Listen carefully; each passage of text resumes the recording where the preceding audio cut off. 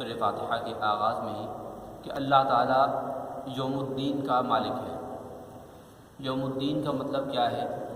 دین کے عربی میں کئی معنی ہیں، ان میں سے ایک معنی ہے جزا اور بدلہ۔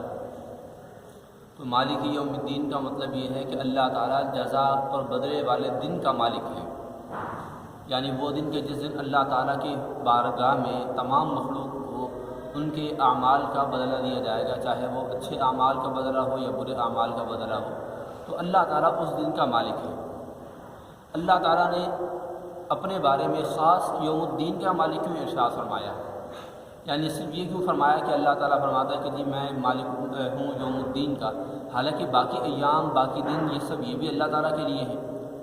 تو جب یہ سب دن بھی اللہ تعالیٰ کے لیے ہیں تو اللہ تعالیٰ نے خاص اس دن کے بارے میں، یعنی بدلے والے دن قیامت کے دن کے بارے میں یہ کیوں فرمایا کہ وہ قیامت کے دن کا دین یوم الدین کا مالک ہے؟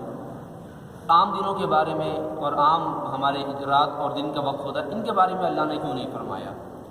تو اس کی وجہ یہ ہے کہ اللہ تعالیٰ نے اس دن کے یہاں خاص اس لیے فرمایا کہ اس دن کی اہمیت بتانا مقصود ہے۔ عام دنوں کے اندر کوئی حاکم ہے، کوئی محکوم ہے، اللہ نے کسی کو بادشاہت دی ہے، کوئی ماتحت ہے، کوئی غلام ہے، کوئی آقا ہے، ہر طرح کی حیثیت یہاں پر موجود ہے۔ تو ہر انسان کہتا ہے کہ جی میں مالک ہوں، میں فلاں چیز کا مالک ہوں، میں فلاں چیز کا مالک ہوں، میں فلاں جگہ کا بادشاہ ہوں، میں فلاں جگہ کا بادشاہ ہوں۔ تو اللہ تعالیٰ نے دنیا کے اندر اگر کسی کو کوئی چیز عطا فرمائی ہے تو یہ اس کے امتحان کے لیے ہے۔ جب قیامت قائم ہو جائے گی، اور قیامت قائم ہونے کا مطلب کیا ہے کہ جب پہلی مرتبہ حضرت اسرافیل علیہ الصلوۃ والسلام سور پھونکیں گے، جب قیامت قائم ہونے کا بالکل عین وقت ہوگا، بالکل وقت ہوگا، حضرت اسرافیل علیہ الصلوۃ والسلام پہلی مرتبہ سور پھونکیں گے، سارے انسان، سارے جانور جو اس وقت زمین پر زندہ ہوں گے وہ فوت ہو جائیں گے، ان میں کوئی بھی زندہ نہیں بچے گا۔ جب سارے انسان اور پرندے جو بھی جاندار اس دنیا پر موجود ہوں گے فوت ہو چکے ہوں گے، پھر اللہ تعالیٰ حضرت اسرافیل علیہ الصلوۃ والسلام کو حکم دے گا کہ اب تم بھی مر جاؤ، تم بھی مر جاؤ۔ پھر کیا ہوگا کہ اسرافیل علیہ الصلوۃ والسلام پر بھی وہ موت کا ایک جو کیفیت اللہ تعالیٰ نے قرآن مجید میں ارشاد فرمائی ہے کہ ان کے جو ہے وہ اوپر طاری ہو جائے گی، اور آہستہ آہستہ وہ بھی زمین پر آئیں گے یا جس جگہ ہوں گے وہیں پر وہ گر جائیں گے اور ان کی موت واقع ہو جائے گی۔ سارے جو بھی جاندار ہوں گے، چاہے وہ فرشتے ہوں، چاہے وہ جنات ہوں، چاہے وہ انسان ہوں، چاہے وہ پرندے ہوں، چاہے وہ جانور کوئی بھی ہو، سب فوت ہو چکے ہوں گے، مر جائیں گے۔ جب اس وقت کوئی بھی جاندار باقی نہیں رہے گا تو اس کا مطلب یہ ہے کہ اس وقت آقا اور غلام، بادشاہ اور رعایا، آقا مالک، یعنی یہ سب کے سب انسان برابر ہوں گے، ہر ایک کی حیثیت برابر ہوگی۔ کوئی بادشاہ اس وقت یہ نہیں کہہ سکتا کہ جی میں آج بادشاہ ہوں، میں زندہ ہوں تو میرا غلام اس لیے مرا ہوا ہے، میں مالک ہوں تیرا، میں مالک ہوں تو میرا غلام ہے اس کا تو مرا ہوا ہے اور میں زندہ ہوں، ایسا کوئی ہوگا ہی نہیں، سب مرے پڑے ہوں گے۔ تو اس وقت جو ہے وہ سارے کے سارے جو بندے ہوں گے، ساری کی ساری مخلوق ہوگی، وہ برابر حیثیت ہوگی۔ اس دن اللہ تعالیٰ یہ فرمائے گا کہ الیوم للہ الواحد القہار لمن الملک اليوم، اللہ تعالیٰ کی بارگاہ سے یہ آواز آئے گی کہ لمن الملک اليوم۔ دنیا میں تو بڑے کہا کرتے تھے کہ جی آج میری بادشاہت ہے، میں بادشاہ ہوں، میں بادشاہ ہوں، میں آقا ہوں، میں مالک ہوں۔ آج بتاؤ، آج تو تم سب مرے پڑے ہو، آج تو تم میں سے کسی کے پاس زندگی نہیں، کسی کے پاس بادشاہت نہیں، کوئی کسی کا مالک نہیں ہے۔ آج کس کی بادشاہت ہے؟ بادشاہ کوئی نہ کوئی تو ہے نا، بڑی تم بادشاہت اپنی بولا کرتے تھے، آج کس کی بادشاہت ہے؟ پھر اللہ تعالیٰ خود ہی اپنے سوال کا جواب دے گا، للہ الواحد القہار، اللہ تعالیٰ کے لیے جو کہ یکتا ہے اپنی بادشاہت میں، اپنے مالک ہونے میں، اور سب کے اوپر وہ غالب ہے۔ اس کی بادشاہت، اس کا مالک ہونا سب آقاؤں پر، سب بادشاہوں پر غالب ہے۔ آج اس اللہ تعالیٰ کی بادشاہت کا سب کے سامنے اعلان ہو گیا۔ یعنی جو دنیا کے اندر اپنے بادشاہ ہونے اور اپنے آقا ہونے کے حوالے سے دھوکے میں تھا کہ میرے اوپر کوئی نہیں ہے، میں ہی سب کے اوپر ہوں، میں ہی سب کا حاکم ہوں، میرا حاکم کوئی نہیں ہے، تو اس کا یہ دھوکہ اس دن سارا ختم ہو جائے گا۔ تو اس لیے اللہ تعالیٰ نے خاص اس دن کی اس اہمیت کو بتانے کے لیے کہ جتنی بھی مجازی بادشاہتیں ہیں وہ ساری کی ساری دنیا کے اندر ہیں، لیکن جب آخرت کا وقت آئے گا وہ ساری کی ساری بادشاہتیں ختم ہو جائیں گی، جتنی مرضی بڑی بادشاہتیں ہوں، کوئی وقت کا فرعون ہو کہ نمرود ہو، شداد ہو کہ حامان ہو، وہ سارے کے سارے اس دن عام انسانوں کی حیثیت میں ہوں گے، ان کی کوئی حیثیت اللہ تعالیٰ کی بارگاہ میں نہیں ہوگی۔ اس وقت وہ سارے کے سارے غلام ہوں گے، جو بادشاہ دنیا میں بنتے تھے وہ بھی غلام ہوں گے۔ تو اس لیے خاص اس دن کے لیے اللہ تعالیٰ نے یہاں فرمایا ہے کہ اللہ تعالیٰ یوم الدین کا بادشاہ ہے، اللہ تعالیٰ یوم الدین کا مالک ہے۔ تم دنیا میں بڑے اتراتے ہو، اللہ کی بارگاہ میں جب پہنچو گے تب پتہ چلے گا کہ کس کی حقیقت بادشاہ ہے، کون کس کا آقا، کون کس کا مالک، کون کس کا غلام ہے۔ یہ سب اس دن پتہ چل جائے گا۔ تو اس لیے اللہ تعالیٰ نے مالک یوم الدین بالخصوص یہاں پر ارشاد فرمایا۔ پھر آگے فرمایا کہ ایاک نعبد و ایاک نستعین۔ اب اس کے بعد ہمارے لیے اللہ تعالیٰ نے یہاں پر دعا کرنے کا طریقہ ارشاد فرمایا ہے۔ پہلے 3 آیات کے اندر اللہ تعالیٰ نے ہمیں اپنی تعریفات اور توصیف بیان فرمائی ہیں کہ میری یہ تعریف ہے، میری یہ توصیف ہے، یعنی تمام تعریفیں اللہ کے لیے۔ اب کیا تعریفیں دی کہ وہ رب العالمین ہے، وہ رحمان ہے، وہ رحیم ہے، وہ مالک یوم الدین ہے، یعنی یوم الدین قیامت کے دن کا مالک ہے۔ یہ اللہ تعالیٰ کی تعریف چل رہی تھی۔ پھر اس کے بعد اب آ رہی ہے دعا، ایاک نعبد و، یہ مخلوق کے لیے دعا کرنے کا طریقہ سکھایا جا رہا ہے کہ ایاک نعبد و ایاک نستعین، کہ یوں کہنا چاہیے تمہیں کہ جی اے اللہ ہم صرف تیری عبادت کرتے ہیں اور تجھ ہی سے حقیقتاً مدد مانگتے ہیں۔ یہاں پر اب ہمیں دعا کرنے کا ایک تمہید بتا دی گئی کہ اب تم نے آگے کیا کرنا ہے۔ ایاک نعبد، اللہ تعالیٰ اب ہم نے تیری عبادت کرنی ہے، اللہ تعالیٰ سے ہم یوں کہیں، اور ہم اے اللہ تعالیٰ خاص تجھ سے ہی مدد مانگتے ہیں۔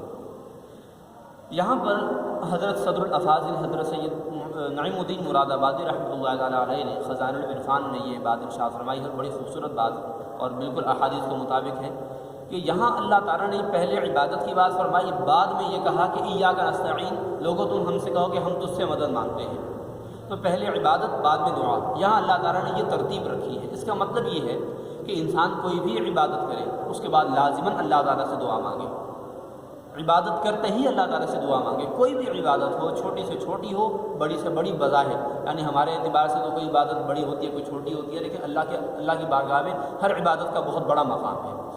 تو کسی بھی طرح کی عبادت ہو، اللہ تعالیٰ کی بارگاہ میں اس عبادت کے فوراً بعد دعا مانگنی چاہیے۔ نماز ہے، نماز جنازہ تک ہو، حالانکہ جنازہ جو ہے وہ حقیقتاً نماز نہیں ہے، اس کو تو عام عرف میں کہہ دیا جاتا ہے، لیکن وہ حقیقتاً دعا ہے۔ خود جو نماز جنازہ یہ دعا ہے۔ کیا ہوتا ہے جی، اس میں تکبیر کہی جاتی ہے، ثنا پڑھی جاتی ہے، ثنا بھی دعا کی طرح کی یا دعا کے مشابہ الفاظ ہوتے ہیں۔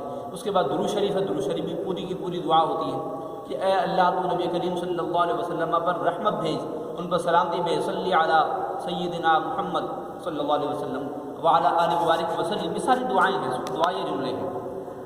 پھر اس کے بعد تیسری تکبیر کے بعد باقاعدہ اس میت کے لیے جو موجود ہے سامنے، اس کے لیے دعا کے الفاظ پڑھے جاتے ہیں، اللہم اغفر لحینا و میتنا و شاہدنا وغیرہ وغیرہ، یہ الفاظ پڑھے جاتے ہیں، یہ سب دعا ہے۔ تو نماز جنازہ در حقیقت دعا ہے، لیکن چونکہ بہرحال یہ سنت سے ثابت ہے اور فرض کفایہ ہے، اس لیے یہ عبادت کا درجہ رکھتی ہے۔ یہ دعا بھی یہ دراصل عبادت کا درجہ رکھتی ہے۔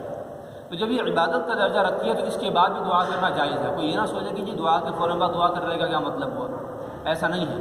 حدیث شریف میں بھی اس کے بارے میں بالکل وارد اور موجود ہے۔ آپ علیہ الصلوۃ والسلام نے ارشاد فرمایا، سنن ابو داؤد کے اندر اور سنن ابن ماجہ کے اندر ہے کہ آپ علیہ الصلوۃ والسلام نے ارشاد فرمایا، اذا صلیتم علی المیت فاخلصوا له الدعاء، کہ جب تم میت پر نماز پڑھ چکو، نماز جنازہ پڑھ چکو، تو اس کے بعد فوراً بعد اس کے لیے خلوص سے دل سے دعا کرو، میت کے لیے خلوص سے دل سے دعا کرو۔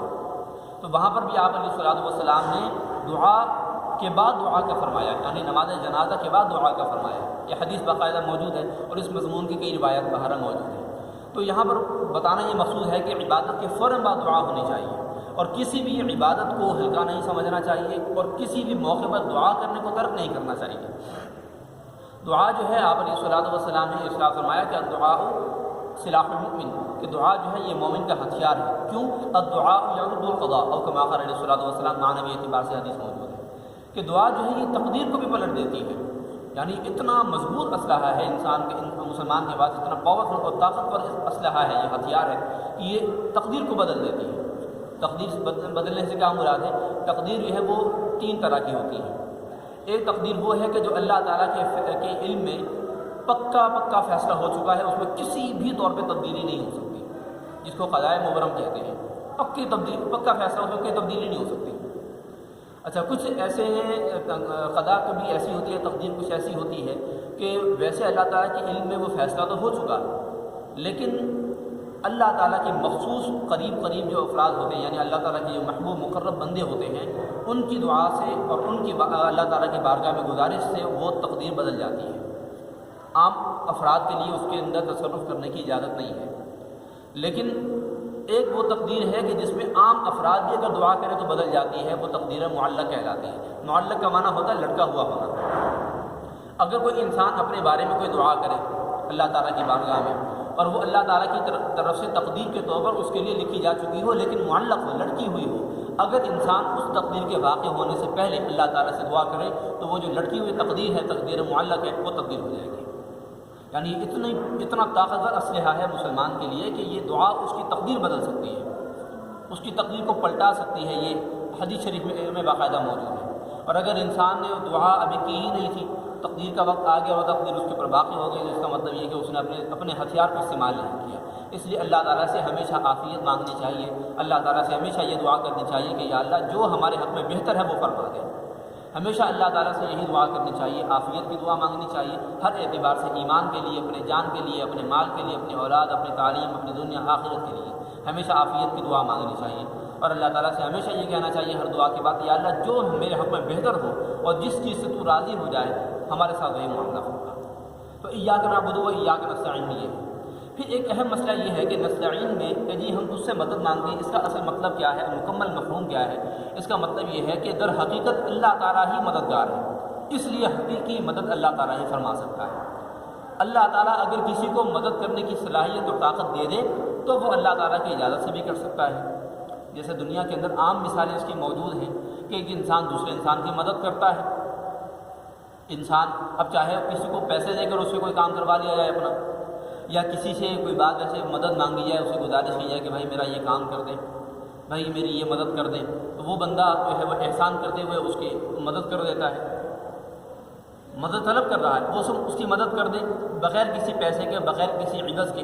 یہ اس کا احسان اور یہ اللہ تعالیٰ کی طرف سے اس کو اجازت اور گویا اس کو طاقت حاصل ہے، وہ کر سکتا ہے۔ تو ایاک نعبد و ایاک نستعین میں مطلب یہ ہے کہ اللہ ہم حقیقی مدد جو تو نے پیدا فرمائی ہے اور جو تو خود فرما سکتا ہے وہ بھی تجھ سے مانگتے ہیں، اور ضمنی طور پر یہ ہے کہ اے اللہ جو تو نے اپنے بندوں کو بھی طاقت عطا فرمائی ہے مدد کرنے کی، وہ مدد بھی ہم تجھ سے چاہتے ہیں کہ تو ہمارے حق میں اپنے ان بندوں کی مدد ہمارے لیے مقدر فرما دے۔ اچھا، اب یہ ہم اس کو اگر مزید پھیلائیں، مختصر اتنا عرض کروں، اللہ تعالیٰ نے اپنی مخلوق میں جس کو جو طاقت عطا فرمائی ہے مدد کرنے کی وہ کر سکتا ہے، اس میں شرعاً کوئی حرج نہیں ہے۔ اللہ تعالیٰ نے قرآن مجید میں ارشاد فرمایا کہ یا ایھا الذین آمنوا کونوا انصار اللہ۔ اصل میں اللہ نے جو ہے وہ دین کے حوالے سے تمام مومنوں کو یہ فرمایا، اے مومنوں اللہ تعالیٰ کے مددگار ہو جاؤ۔ اللہ تعالیٰ کو کس کی مدد کی کیا ضرورت؟ اللہ تعالیٰ تو خود جو ہے وہ سب کی مدد فرمانے والا، مدد پیدا فرمانے والا اور پھر مدد فرمانے والا۔ اللہ تعالیٰ تو مالک ہے، اللہ تعالیٰ تو خود قادر ہے۔ اللہ تعالیٰ لوگوں سے کیوں فرما رہا ہے کہ اے لوگوں اللہ تعالیٰ کے دین کے مددگار بن جاؤ؟ تو اس کا مطلب یہ ہے کہ اللہ تعالیٰ لوگوں کو دین کے کام میں جمع فرما رہا ہے، اور یہ فرما رہا ہے کہ تم ایک دوسرے کی مدد کرو دین کو آگے پھیلانے میں۔ اللہ تعالیٰ چاہے تو خود بھی فرما سکتا ہے، اور اللہ تعالیٰ فرماتا ہے مدد، لیکن یہاں پر اللہ تعالیٰ نے جو فرما دیا کہ اے لوگوں اللہ تعالیٰ کے دین کے مددگار بنو، اس کا مطلب یہ ہے کہ لوگ جو ہیں وہ دین کو پھیلانے میں ایک دوسرے کی مدد کریں۔ اسی طرح ایک موقع پر حضرت عیسیٰ علیہ السلام نے اپنے لوگوں سے یہ فرمایا کہ من انصاری الی اللہ، اللہ تعالیٰ کی بارگاہ میں میرا مددگار کون ہے؟ اللہ تعالیٰ کے نبی ہیں عیسیٰ علیہ السلام، مسیح اللہ کہلاتے ہیں، اتنا ان کا بڑا مقام ہے، اور یہ لوگوں سے فرما رہے ہیں کہ لوگوں تم میری مدد کرو، اللہ سے نہیں فرما رہے۔ اللہ تعالیٰ سے دعا نہیں کر رہے کہ یا اللہ تم میری مدد فرما، بلکہ لوگوں سے کہہ رہے ہیں کہ بھائی کون ہے میری مدد کرنے والا اللہ کی بارگاہ میں، اللہ تعالیٰ کے راستے میں کون مدد کرنے والا ہے؟ تو اس کا مطلب کیا ہے؟ اس کا مطلب بھی یہی ہے کہ اے لوگوں اللہ تعالیٰ کے دین کو پھیلانے میں اللہ تعالیٰ نے جو مجھے نبوت اور رسالت کا منصب عطا فرمایا ہے